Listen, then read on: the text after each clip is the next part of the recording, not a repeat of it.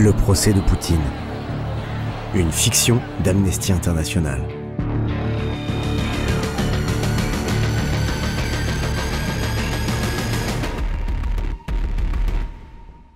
Épisode 3.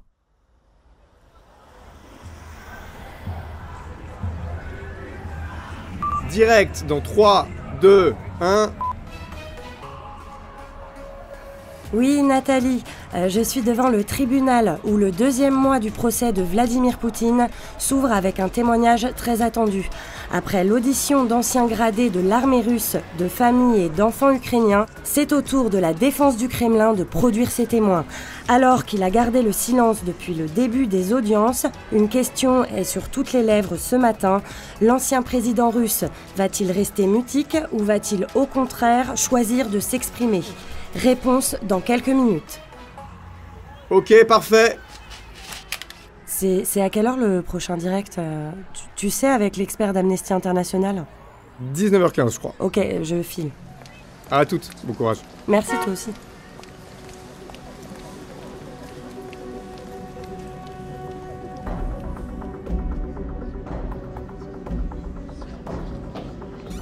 Nous jugeons donc aujourd'hui Vladimir Vladimirovitch Poutine, ancien président de la Fédération de Russie, présumé responsable des crimes de guerre précités, au même titre que Maria Lvova-Belova, du général de corps d'armée Sergueï Kobylar et de l'amiral Viktor Sokolov.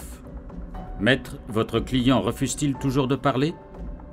Il fera valoir son droit au silence jusqu'à la fin de ce procès, qu'il juge illégal et illégitime. D'aucuns pourraient prendre ce silence comme un aveu. D'autres pourraient dire qu'il est une insulte aux souffrances des victimes. La seule victime se nomme Vladimir Poutine. Il subit une cabale occidentale menée par cette cour qui relaie une propagande hostile à la Russie. Il refuse d'être jugé par cette cour dont il ne reconnaît pas les compétences.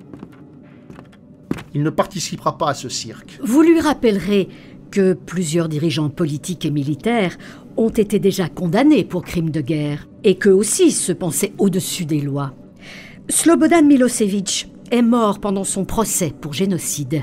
Radovan Karadzic a été reconnu coupable de génocide et condamné à la prison à vie. Charles Taylor a été condamné pour crimes de guerre et crimes contre l'humanité. Grand bien leur face.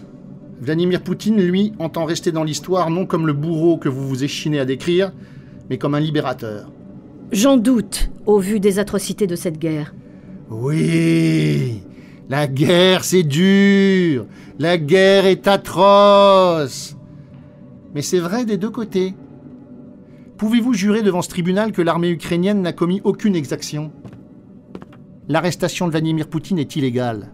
Le comité d'enquête russe a ouvert une enquête ainsi que des poursuites contre la Cour pour avoir, je cite, engagé des poursuites pénales à l'encontre d'une personne notoirement innocente, combinées à l'accusation illégale d'avoir commis un crime grave ou particulièrement grave, ainsi que de préparer une attaque envers un représentant d'un État étranger.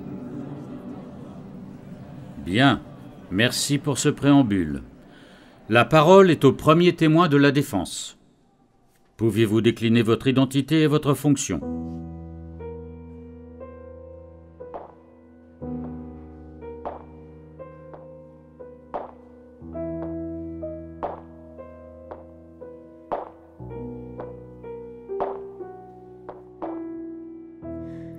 Je m'appelle Alexandra Sorofina.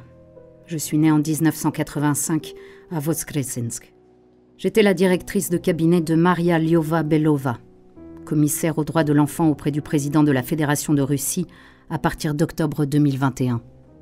Je rappelle que Maria Lvova-Belova est poursuivie par la Cour au même titre que M. Poutine, pour les mêmes motifs, à savoir sa responsabilité présumée dans le crime de guerre, de déportation illégale d'enfants et de transfert illégal d'enfants des zones occupées d'Ukraine vers la Fédération de Russie.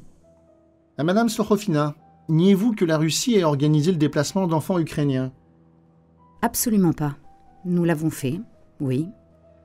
Et nous en avons déplacé bien plus que 19 500, en toute transparence.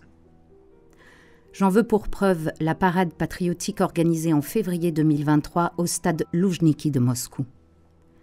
Devant 200 000 personnes, nous avons fait défiler des enfants de Mariupol. Le président Poutine était là et tout le pays était fier de les accueillir. Et qu'est-ce qui vous a motivé à déplacer ces enfants? Pour nous, c'était un devoir sacré. Vous savez, les enfants sont les premières victimes de l'armée ukrainienne. L'armée qui les enrôle et les utilise parfois contre leur gré. Ces déplacements concernent-ils uniquement les enfants ukrainiens? Bien sûr que non. Nous avons par exemple évacué les enfants russes vivant à Belgorod quand l'armée ukrainienne a bombardé la ville. Plus de 1000 mineurs ont été envoyés vers d'autres provinces, loin des conflits. Ce sont des enfants russes. Eux aussi souffrent. Et eux aussi sont tués. Nous voulons éviter cela à tous les enfants. Vous voyez, madame la procureure, la guerre, ça fait mal des deux côtés. Les enfants ukrainiens n'ont jamais été rendus à leur famille, contrairement à la minorité d'enfants russes dont vous parlez. Nous avons rendu les enfants, comme vous dites. Plusieurs opérations de retour ont été conduites par notre gouvernement et documentées par les médias de vos pays. Vous l'avez fait pour un nombre très réduit d'enfants, après des négociations secrètes avec le gouvernement ukrainien, pour faire croire au monde que vous ne les kidnappiez pas. C'est une diversion. Combien sont retournés en Ukraine? Le témoin n'en a pas forcément connaissance. Je peux répondre. Nous renvoyons ceux qui veulent rentrer chez eux. Avez-vous rencontré un seul de ces enfants? Avez-vous lu seulement les enquêtes des agents de l'étranger? Ou avez-vous pris la peine de parler à ces enfants? Avez-vous visionné les vidéos? Avez-vous vécu dans les familles d'accueil? Je peux vous montrer des enfants pleins de vie. Regardez les milliers de vidéos publiées par Maria Lvova-Belova sur Telegram ou sur d'autres réseaux sociaux. C'est de la propagande, Madame Sorofina, avec de la jolie musique, des ballons et des petits gâteaux. Ces images, on leur fait dire ce qu'on veut. Mais aux témoins aussi, les sacs à dos, les robes, les jouets, les sourires, les danses, les mains agitées joyeusement. Vous faites semblant de ne pas les voir. Vous croyez que ces enfants sont traumatisés? C'est l'inverse. Mais vous êtes tellement persuadé par votre récit que vous êtes incapable de constater que ces enfants sont heureux. Comment qualifieriez-vous les opérations menées avec ces enfants? Ce sont des opérations humanitaires. Nous aidions les enfants du Donbass. Nous cherchions à les rendre heureux. Nous leur faisions lire des livres russes. Nous les soignions. Nous leur donnions accès à l'éducation. J'ai personnellement assisté à des remises de cadeaux à ces enfants, chaque jour, depuis le début du conflit. Des cadeaux offerts spontanément par des citoyens et citoyennes russes qui voulaient les protéger. Nous leur offrons ce que l'Ukraine avait choisi de ne plus leur offrir, la sécurité et le bonheur. Quels étaient vos rapports avec Maria Lvova-Belova? J'étais assez proche d'elle, professionnellement et humainement. Ce travail auprès des enfants nous a beaucoup rapprochés. Elle est aujourd'hui inculpée pour les crimes de guerre, de déportation illégale et de transfert illégal de population. Cette cour a émis un mandat d'arrêt à son encontre le 17 mars 2023. Savez-vous où elle se trouve actuellement? Non, je n'ai plus de contact avec elle. Avant d'être nommée commissaire aux droits de l'enfant en 2021, Maria Lvova-Belova a connu une ascension fulgurante. Elle a cofondé une organisation caritative pour enfants en 2008. Elle a été membre de la Chambre des droits civiques, vice-présidente du Front populaire pan-russe à Penza, sa ville d'origine, puis sénatrice du parti de Vladimir Poutine en septembre 2020. Vous le dites vous-même, elle a toujours eu une fibre sociale. Avant d'entrer en politique, elle a créé un centre d'adaptation pour les jeunes en situation de handicap. Pouvez-vous décrire sa situation familiale? Maria Lvova-Belova est la mère de 10 enfants. 5 d'entre eux sont ses enfants biologiques et elle a adopté les 5 autres, dont un adolescent qu'elle a trouvé elle-même dans une cave de Mariupol. Elle me parlait souvent de lui. Il s'appelle Philippe. Il avait 15 ans à l'époque. Elle me disait « Alexandra, je sais désormais ce que c'est d'être une mère d'un enfant du Donbass. Oui, c'est difficile. Mais nous nous aimons. » Elle prône les valeurs de la famille et de la charité. Vous ne la verrez jamais habillée d'une manière ostentatoire. Elle est fidèle à ses origines modestes. Son mari est un prêtre orthodoxe et leur foyer vit dans la foi. Derrière cette façade se cache une femme impitoyable. Maria Lvova-Belova est une proche de Vladimir Poutine. Elle incarnait la politique nataliste et nationaliste du Kremlin. Et puisque vous semblez aimer les citations, maître, je vais vous en lire une. Les délais et les procédures d'adoption temporaire sont contraignants pour les enfants qui n'ont pas la nationalité russe. Vous savez qui a dit ça? Maria Lvova-Belova? Elle-même, à Vladimir Poutine en mars 2022, dans un entretien diffusé sur les réseaux sociaux pour célébrer l'arrivée de 100 orphelins du Donbass. C'est comme ça que vous appeliez les enfants ukrainiens, n'est-ce pas? 2 mois plus tard, le président Poutine modifiait la loi pour accélérer les procédures de naturalisation. Avec un effet immédiat, les enfants ukrainiens pouvaient être adoptés sans délai et ils pouvaient ainsi devenir invisibles.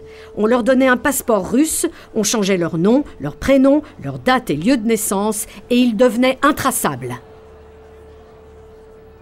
Vous avez décidément une manière bien à vous de lire les faits.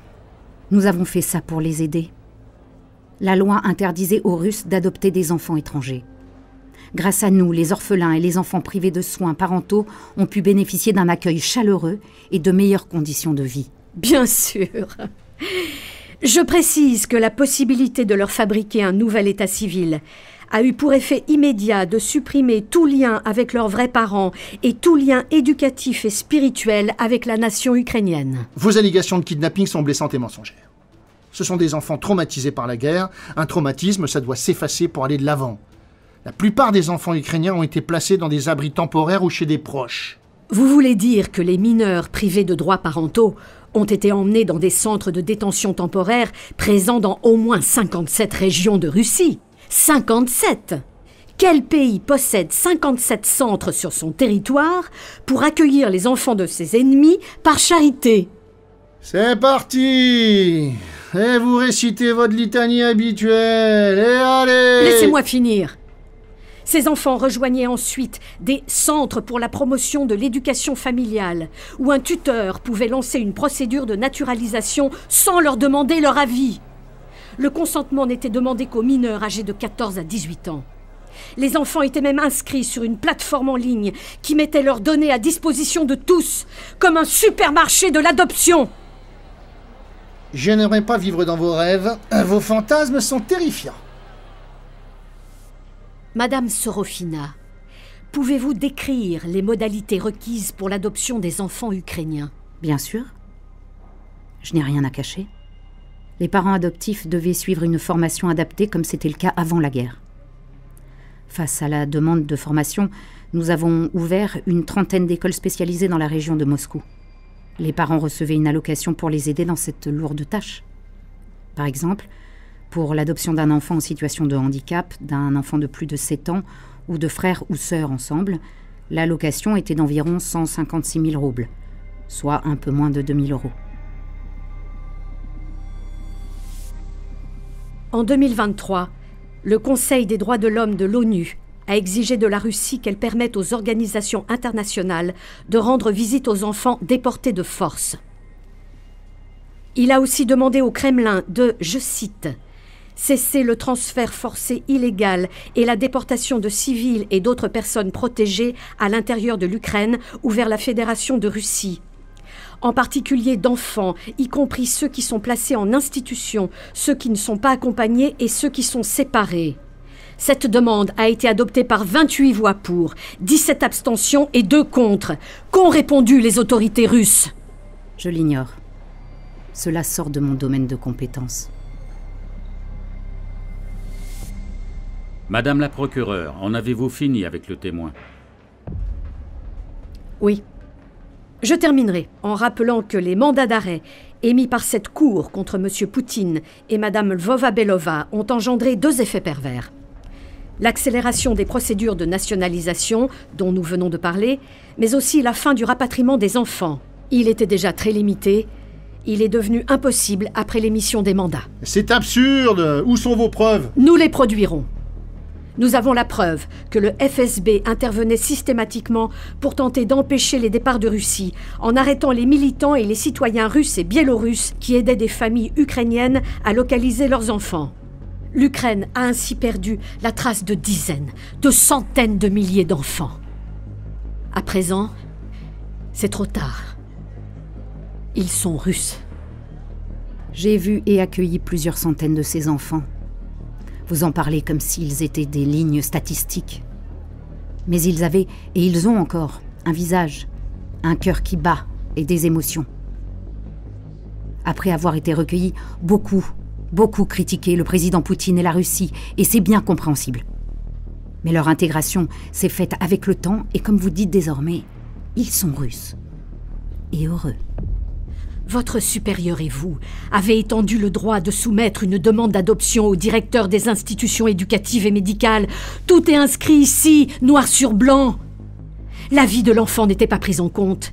Il suffisait d'inscrire un enfant ukrainien dans une école ou simplement de le faire soigner, et le directeur ou le médecin en chef pouvait demander l'acquisition de la citoyenneté russe pour l'enfant.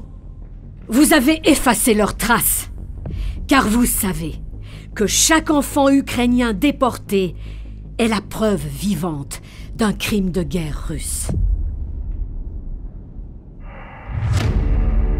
À suivre. Dans le prochain épisode... Ces enfants ont été victimes d'une grande violence psychologique. Ces filles et ces garçons ont subi, et je pèse mes mots, un vrai lavage de cerveau. Amnesty International lutte contre l'impunité. Pour nous rejoindre, rendez-vous sur amnesty.fr. Si tu as aimé ce podcast, mets-nous des étoiles, des commentaires et abonne-toi à la chaîne We Made It.